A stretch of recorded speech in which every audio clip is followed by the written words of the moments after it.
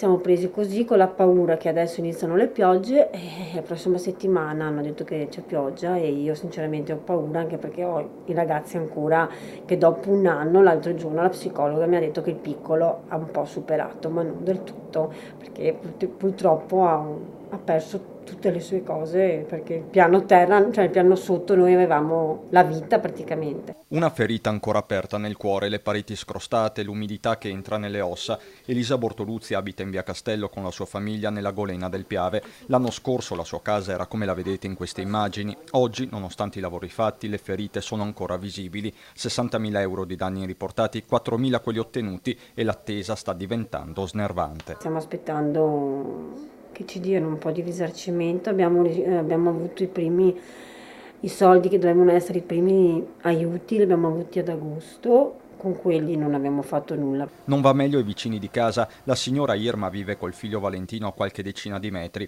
È riuscita a mettere a posto la cucina, ma in quello che era il salotto ha una panca da sagra. Io ho perso tutto e perderò un po' in rimettermi a posto perché non è facile. Fino adesso sono stati dati 5.000 euro dopo molti mesi, dichiarandoli come un primo aiuto, quando un primo aiuto sarebbe da dare all'immediato. Come danni, così una cifra diciamo arrotondata, siamo comunque tra i 70 e 80.000 euro. Rassicurazioni arrivano dal primo cittadino pronto a distribuire le risorse del conto corrente comunale aperto a suo tempo, burocrazia permettendo.